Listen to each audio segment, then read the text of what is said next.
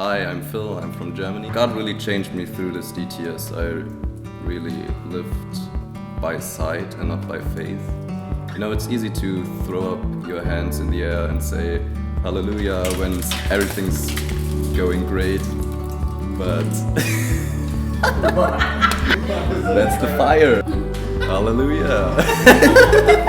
So it's really easy to, throw up your hands in the air when everything is going great. And what about the times where you really are like, okay, God, I have this big problem in front of me and I really don't know what to do.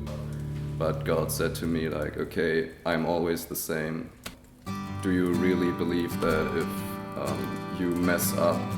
I used to, condemn myself and be like, I'm a bad person and I could understand if you don't like me, but that's not true. God always loves you and that never changes. And you can't do anything that makes God love you more or less. His love is always the same, and that's such a revelation. And to walk in that is really encouraging and is really good.